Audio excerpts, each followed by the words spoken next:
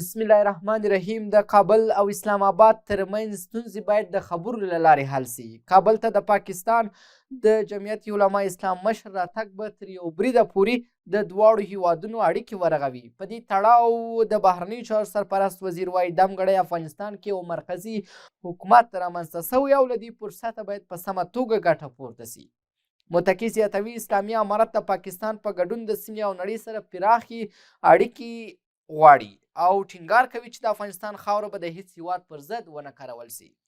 د ریاست الوزرا سیاسي مرستیال په سپیدار ماڼۍ کې د مولانا فضل الرحمن سره په لیدنه کې پر دوه اړخیزو اړیکو هم خبرې کړي دي. سلام، وخت مو په خیر. دا د نن خبره د نن شپې په نن خبره کې دوه قدرمن میلمانه، هر یو قاري صاحب اظهار افغان سیاسي شنونکی او بل قدرمن میلمه مجيب الرحمن شمال سیاسي شنونکی د جرمني څخه د سکایپ د لارې میلمه دی. تاسو دواړو ته ښه راغلاست وایم. په خیر راسئ. شمال صاحب، لومړی تاسو ته راځو. د فضل الرحمن سفر افغانستان ته څنګه ارزوئ؟ به نام خدا با عرض سلام خدمت شما لطیف صاحب محترم، همکارانتان و همه بیننده های عزیز، همچنان جناب قاری صاحب محترم. وعلیکم السلام. ببین، مسئله مناسبات افغانستان و پاکستان در شرایط کنونی به اندازه هیچ وقت پیره و تار نبود. سیاست‌های نادرستی که متاسفانه کشور پاکستان در قبال افغانستان داشته و سیاست‌های دوگانه‌ای که همیشه بازی کرده، همیشه در تلاش آن بوده که به جای دراز کردن دست دوستی و اخوت و همسایگی نیک با افغانستان، همیشه متاسفانه با بازی‌های مداخله‌گرانه و درویه خود در تلاش از بین بردن مناسبات نیک با افغانستان بوده است. بنان اینکه آقای مولانا فضل الرحمن دیروز به کابل آمدند که رئیس جمهوریت علمای پاکستان باشند و خواستند که تلاش دارند در قسمت روابط پاکستان و افغانستان کار را انجام بدن، این کار آنقدر مفید نخواهد بود، زیرا آقای مولانا فضل الرحمن کدام مقام رسمی و دولتی در حکومت سفارت موقت پیگیری پاکستان ندارد که بتواند به سویه رسمی حل معضلات افغانستان را پیشکش بکند و در تامین مناسبات نیک با افغانستان و پاکستان مفید واقع شود. بله، میتواند تاثیرات نسبتا مفید میان خود جمعیت علمای پاکستان و طالبان، چون جمعیت علمای پاکستان تحت رهبری آقای فضل الرحمن از جمله دوستان بسیار قوی و گذشته خود طالبان هم در پاکستان بودن و این مناسبات حفظ شده. اینا میتوانند در قسمت روابط خود، اما در قسمت تنش‌ها و پرابلم‌های دامنگیری که امروز متاسفانه دامنگیر مردم افغانستان و پاکستان است، حال آن از طریق مذاکرات رسمی امکان دارد. اما کدام مذاکرات رسمی؟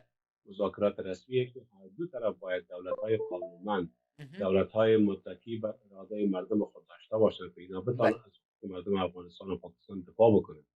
ببینید، ما در حالت سرپرستی قرار داریم. حکومت سرپرست افغانستان که بیشتر از 2 سال چند ماه ادامه دارد، در تصمیم گیری های خود در مورد حل قضای بین‌المللی، مخصوصا مسئله خط فلزی میان افغانستان و پاکستان به نام خط دیورند که کار بسیار ساده هم نیست، این مستلزم یک سری اقدامات بسیار جدی و سیاسی و دیپلماتیک و کارشناسانه است که البته از طریق نماینده‌های رسمی هم حکومت‌های که قبلا شما اظهار کردید، حکومت‌های مورد دلخواه مردم و دارای حمایت حاکمیت مردمی باشند، اینا میتونند در این قضایا شامل باشند. اما سفر شخصیت‌های چون آقای فضل الرحمن و اینا فکر نمی‌کنم در تامین گسترش روابط کار داشته باشند، مسئولیت داشته باشند، اما شاید هم به شکل مقطعی اگر بتوانند در قسمت روابط خصوصا فشار آوردن بالای TTP به خاطر گچ مسائل داخلی خود پاکستان است که آقای مولانا فضل الرحمن که از سازمان خود در اونجا داخل پاکستان و TTP فشار بیارند تا مناسبات خود با حکومت پاکستان تو مسائل داخلیشان حل بکنند.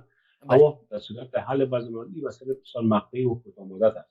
در حالی که حل معضل پاکستان یک مسئله استراتژیک و بین‌المللی باشد و باید کارشناسانه مورد بررسی قرار بگیرد و مقامات مسئول و جوابدeh که از جانب حکومت‌ها تعیین میشن و در سطح بین‌المللی شناسایی و رسمیت داشته باشند، میتونن در تامین مناسبات میان هر دو کشور یا کشورهای دیگر همکاری نمایند. بله، افغان صاحب تاسو ته ښه راغلاست وایم. په خیر راستئ. خپرونې ته د مولانا فضل الرحمن راتګ ته په کوم نیت ګورئ، منفي که مثبت؟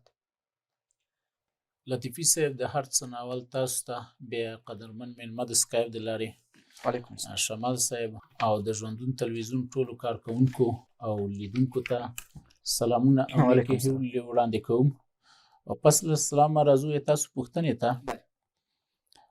موږ او تاسې که په دې وخت کې وګورو، مولانا فضل الرحمن په پاکستان کې یو سیاسي عالم ده او د افغانستان په سیاست کې یو مهم رول لوبوي بله او په د پاکستان په سیاست کې یا د پاکستان په ولس کې یو مخکښ سړی دی.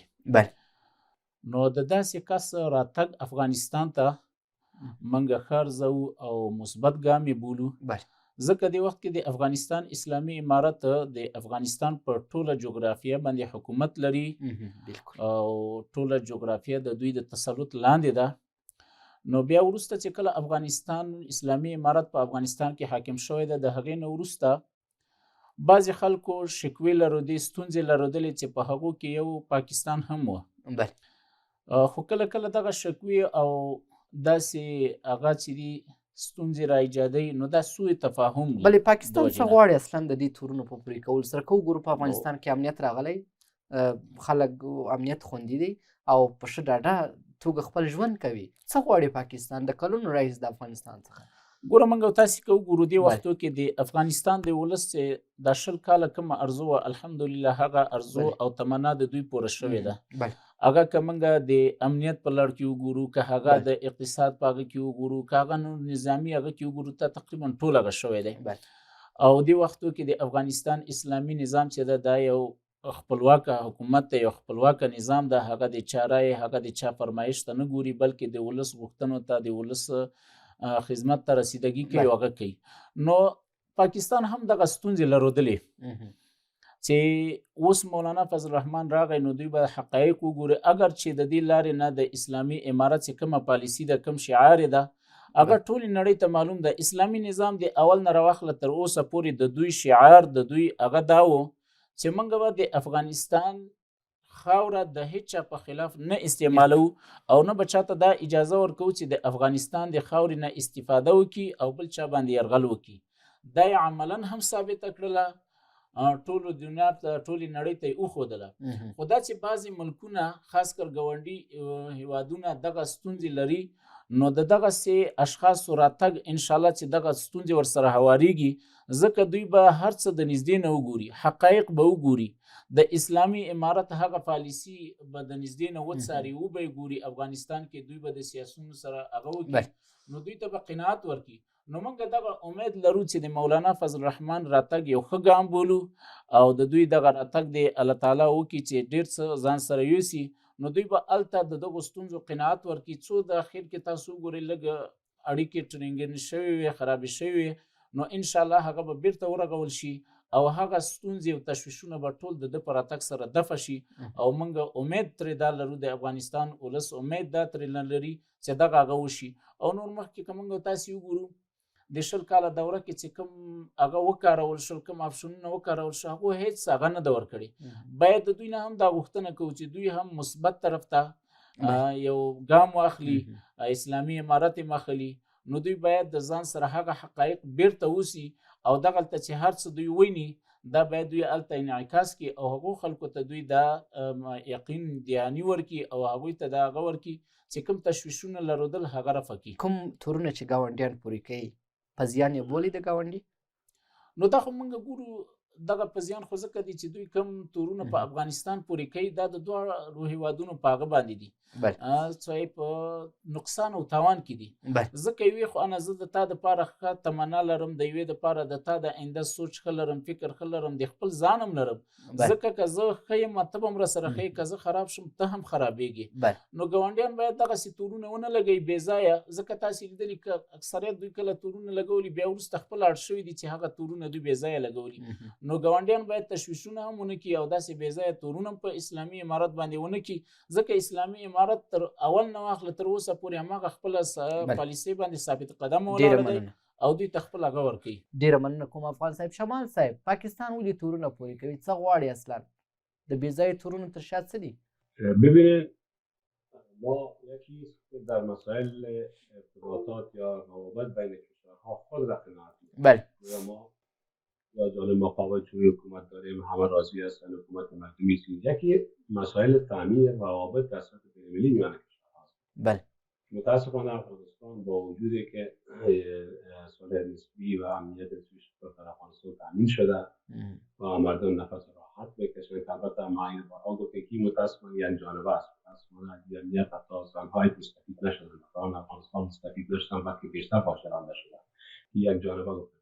دومی که افغانستان در سطح بین‌المللی متاسفانه امروز اون معیارها و میثاق‌های بین‌المللی به خاطر بررسی شناختن است اینا پورا نکرده که تعامل بیشتر با جامعه جهانی مردم افغانستان و سایر کشورهای دنیا مثل کشور همسایه داشته باشد. امروز اگر حکومت سرپرست کلی افغانستان می‌خواهد مناسبات خود با پاکستان را حل نماید، بر اساس کدام قانون حل می‌کند؟ بله، در افغانستان نه قانون اساسی وجود دارد، نه قانون احزاب وجود دارد، نه قانون. بله، اما دا خبره کیږي بار بار د اوسنی حکومت د مشرانو لخوا چې اساسي قانون به جوړیږي.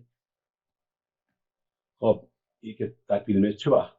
آیا یک میدان معنی شده اول گونه که در مورد ادامه حکومت سرپرست تاریخ تعیین نشده، شاید 5 سال دیگه دوام بکنه یا 10 سال دیگه سرپرست کنه، همین گونه هم نصاب تعلیمی نخواهد تکمیل شد و هم قانون اساسی. به خاطر از اینکه قانون اساسی یکی از اساسات حکومتداری در دنیا به حساب میاد. حکومتی که یا دولتی که قانون اساسی نداشته باشد، این معضله اساسی در سر راه تامین قانون اساسی چی است؟ هیچ مشکلی نداره. قانون اساسی سابقه وجود داشته، فقط باید کمیسیون بسیار منظم میتونه در 2 ماه 3 ماه قانون اساسی یا با تدوین لوژیک قانون اساسی میتونه تامین بکنه. امیدوار است که تغییرات به خاطر اینکه بدون تغییرات حالا مسئولان حکومت سرپرست کلی افغانستان باید متوجه شده باشند که خواستار جامعه جهانی در خود مردم افغانستان است. بدون از ما نمیتونیم گام در روابط خود میان کشورها بگذاریم. اینکه پاکستان مناسبات ما خراب شد، بیشتر از شما سوال بود که چرا بانگی‌ها میکنن دوستی گرامی ما. ببینید که پاکستان هیچ وقت به اهداف خود تا نرسه متحد با اون گپ است که باید تعمیل کنه. همیشه اینا خواستار از این بودن که افغانستان یک حکومت بسیار ضعیف تحت حمایه و تحت تاثیر خود حکومت پاکستان قرار داشته باشد. یعنی هر اقدامی که در داخل حکومت افغانستان صورت میگیرد باید وجود حکومت پاکستان باشد. در حالی که امروز چنین نیست. امروز مردم افغانستان با این آگاهی رسیدن که بخواهد خودشان حکومت مقتدر، حکومت مبتنی بر اراده مردم و مبتنی بر حاکمیت قانون و سیاست‌گذاری داشته باشند. و این زمینه باید حکومت سرپرست بر مردم افغانستان میسر بسازد. تا زمانی که ما به این نتیجه نرسیم، ما حکومت قانونمند نداریم، ما به هیچ گونه با قوت بیشتر در مقابل همسایه‌ها برخورد کردن نمیتونیم. یعنی به سفری که آقای مولانا فضل الرحمن روز دارن گفته که شخصیت سیاسی یا که مقام وزیر یا صدر نیست که اینا آماده باشین سفر در صورت شخصی. بله، یعنی د فضل الرحمن سفر افغانستان ته بې نتیجې ګڼئ ستاسو په خبره؟ تقریبا بې نتیجه. بله گفتم اگر محل معضلات کوچک یا دسترسی به بعض از معضلات باشه یا مقطعی و کوتاه مدت است، صرف به خاطر به دست آوردن منافع خودشان، اینا میتونه قضایا افغانستان به سطح بین‌المللی حل بکنه. به خاطر که افغانستان امروز یک مشکل بسیار اساسی صرف نظر از یک کشور با پاکستان داره. این سوال هاست که دامنی نیست که با وجود آمدن حکومت سرپرست کلی نخینی این برمیگرده 50-60 سال تاریخ افغانستان. از بعد تاسیس حکومت پاکستان مشکلی که با افغانستان وجود داره این یک تحقیق کارشناسه و کارشناسان ډیره مننه. بله، ډیره مننه کوم لنډه ده ما اخلو بیرته راځو.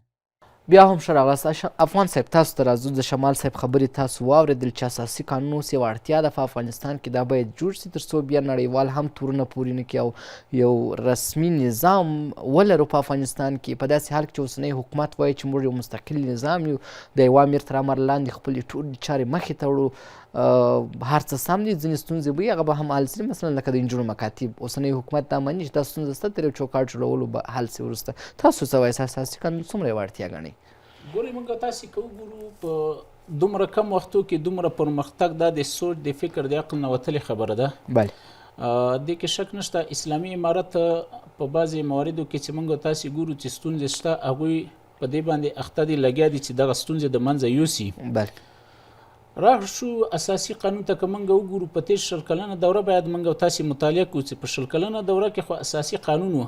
بله، په یو ولایت کې به 2 والیان و، بله، 2 جمهور رئیسان و، تا چې 15 کاله کې 2 کسان سره جوړ نه کړل، 2 جمهور رئیسانو په 15 کالو کې سره تا 2 سره جوړ نه کړل، مانه په 2 کالو کې اساسي قانون غواړي.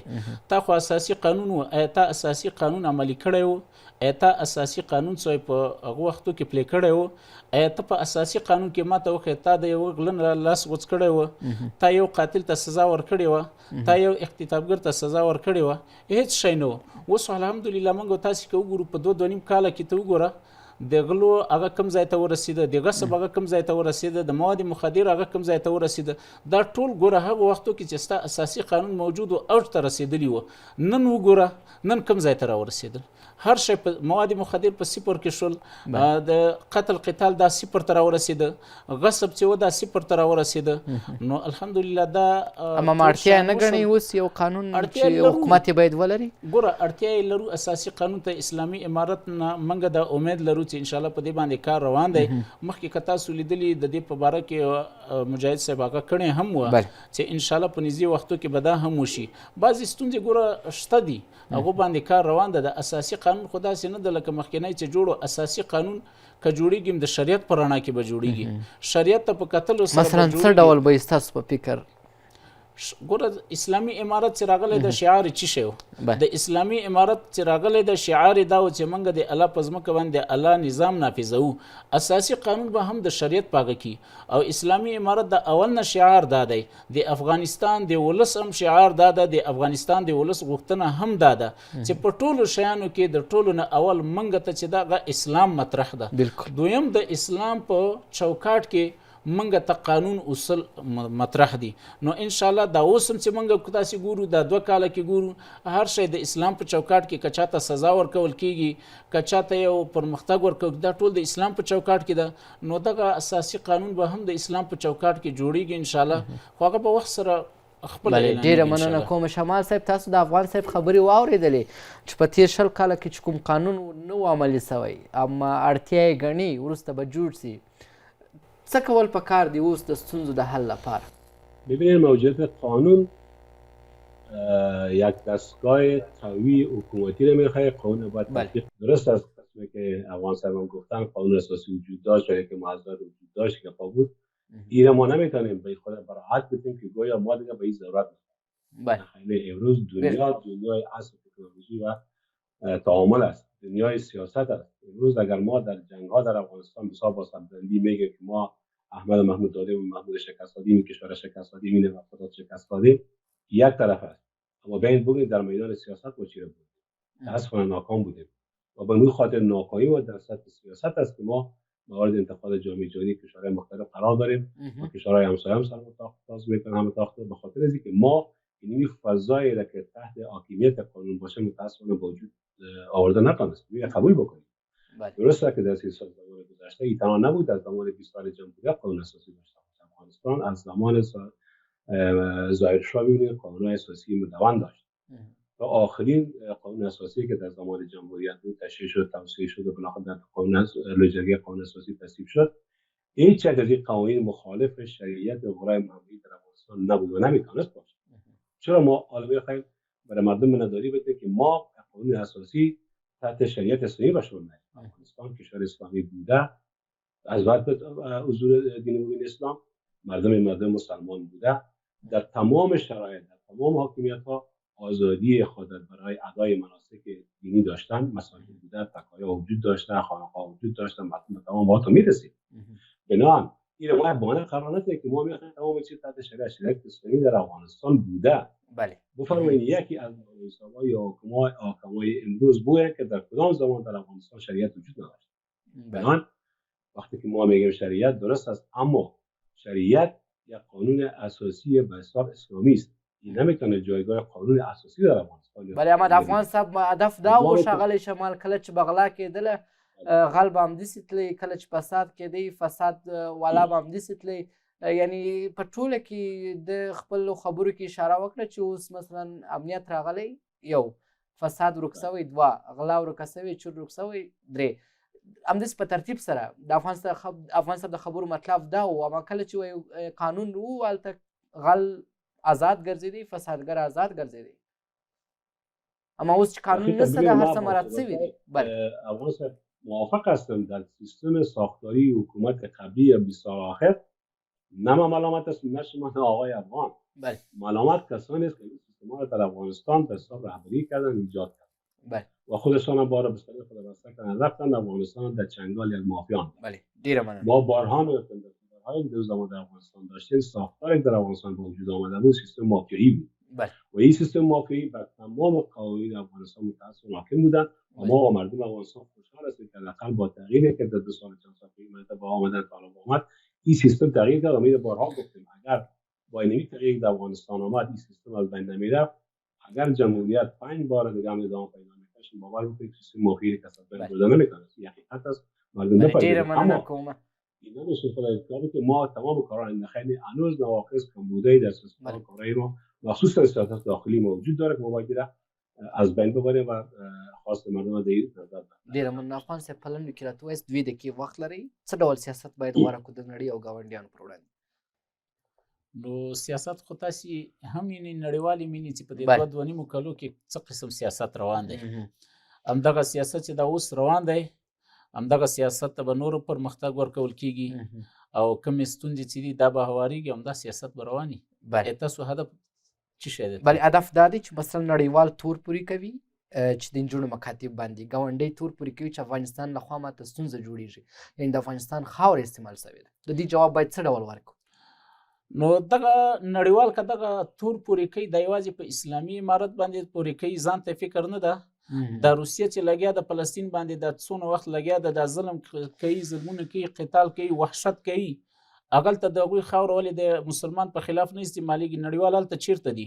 دا 20 کاله چې افغانستان خاوره اشغال شوې او په افغانستان باندې دوی کوم ظلمونه وحشتونه کول، دغه وختو کې د دوی دغه خبرې چیرته ګوري؟ نړیوال حقایقو ته نه ګوري. که چیرته نړیوال حقایقو ته وګوري، اسلامي امارت چې اوس کوم مسیر ده، کوم هغه ده، دا بالکل په حق باندې ده. صرف خبره د نړیوالو دا ده، ګوره دا یاد ولرئ چې د نړیوالو په افغانستان کې د افغانانو باندې دغسې ژوند زندگی نه لورېږي چې افغانان دې پر امني، افغانان دې باثباته وي، افغانان دې پرمختګ وکړي، دوی د اقتصاد لارې نه د دوی حکومت خپلواکي دغه نه لورېږي. ویل کېږي چې پاکستان د جوړښت نه د ترهګرو ځاله وه. شنونکي هم په دې باور دي مثلا چې پاکستان جوړ شوی د همدې لپاره. تاسو په کوم نظر یاست؟ څو موده مخکې وزیر صاحب دفاع هم ویل چې د تاجکستاني او پاکستاني وګړو څخه په افغانستان کې کار اخیستل شوی دی په ترهګرزو کارونو کې. تاسو څه وایاست؟ موږ خو ګوره موږ خپله دا وایو چې افغانستان اسلامي امارت د ټولو ګاونډیو سره ښه تعامل ته اړتیا لري او ښه تعامل ورسره کوي. نو چې د نورو نړیوالو سره کوي د ګاونډیو سره خو لا زیات کوي. دا چې ګاونډیانو کې هلته څه شروع دي هغه موږ پورې اړه نه لري. موږ ترې ښه امید دا لرو چې دوی د افغانستان سره ښه تعامل ولري. څنګه چې د افغانستان نه بار بار دا غوښتنه کوي چې افغانستان د خپله خاوره د دوی په خلاف نه استعمالوي، د دوی نه هم دا امید لرو چې دوی د هم خپله خاوره د افغانستان په خلاف نه استعمالوي. نو دغه هغه موږ ترې لرو. نور د دوی په داخل کې چې کوم کارونه دي، کوم شیان ستونزې دي، هغه دي هغو کې موږ هغه نه لرو. خو موږ د ځان په حق دا امید لرو چې دوی د خپله خاوره د افغانستان په خلاف نه استعمالوي. څنګه چې د اسلامي امارت نه غوښتنه لري نو دوی نه هم موږ دا امید لرو. بله ډېره مننه کوم. شمال صاحب ستاسو نظر سره آیا رښتیا هم د پاکستاني ترهګرو او تاجکستاني وګړو څخه په افغانستان کې استفاده شوې؟ ببینین توریسم و دهشت افغانی صرف نظر از اینکه مربوط به پرسپر است به خاطر رسیدن به اهداف خود که اهداف ظالمانه و وحشیانه میباشد از هیچ گونه تلاش دیگه نمی‌ورزد. اگه تاجیکستانی باشد، اگر پاکستانی باشد، اگر افغانی باشد، از هر کشوری که در گروه‌های تروریستی و دهشت افغان جا دارند، اینا در تلاش ازی هستند که به خاطر رسیدن خود به اهداف خود کار بکنند. بنابراین به خاطر مبارزه علیه تروریسم که یک دشمن اصلی تمام بشریت است امروز، برای داعش یا سایر نیروهای تروریستی که در دنیا ثبت هستند و سراسر و اینا دنیا میشناسند، ولی از اون مهم نیست که افغان کشته میشه، ایرانی کشته میشه، تاجیک کشته میشه، پشتون کشته میشه، پاکستانی کشته میشه، ولی از اون مهم نیست. فقط هدفشان رسیدن به اون اهداف خودشون است که باید تطبیق بکنن. اما در اینجا باید این اقدامات توسط حکومت‌های قانونمند و قوی و مقتدر میتونن خنثی شود. و همین خاطر مسئله ایجاد هماهنگی مشترک به خاطر مبارزه علیه تروریسم و نیروهای دهشت افکن چه در داخل افغانستان، چه ایران، پاکستان، هر جایی که باشن، اینا یک مبارزه مشترک تقاضا میکنه. تا وقتی که حکومت‌ها دست به دست هم ندادن مبارزه مشترک علیه این نیروها انجام ندن، هیچ هیچگاه نه افغانستان نه کشورهای همسایه ما و نه منطقه مسئول ثبات دائمی نمیرسه، زیرا تروریسم دشمن مشترک همه بشریت است. به او خاطر باید مبارزه مشترک است. ډیره مننه شمال صاحب، ډیره مننه شمال صاحب، ډیره مننه شمال صاحب، ډیره مننه. یو پوښتنه په لنډو کې جواب. پاکستان ته مستقل ملک ویلی شئ په لنډو کې؟ ببینید پاکستان یکی از کشورهایی است که تماما خواست و اراده و منافع ایالات متحده آمریکا در منطقه را تامین می‌کند. بله. یعنی چگونه میتونه این کشورها شما یک کشور آزاد و مستقل بگویید در هر صورتی که مثلا انتخابات در پاکستان صورت گرفته، حکومتی را بر زعم خودش برای مردم تعیین کرده، هیچ حکومتی نتونسته مطابق با اون زمان معین 4 سال یا 5 سال شده و آخر حکومت بکنه، به خاطر که اقتدار سیاسی و نظامیان اونا باید تغییر گفتم میتونه که کشور چندان مستقل هم نیستن. به خاطر ډیره مننه کوم نجیب رحمان شمال، سیاسي او نظامي شنونکی، او قاري صاحب زار افغان، سیاسي چارو کارپو. ستاسو دواړو څخه نړۍ مننه کوم. درنو لیدونکو ستاسو څخه هم مننه. تر بیا ښه وخت.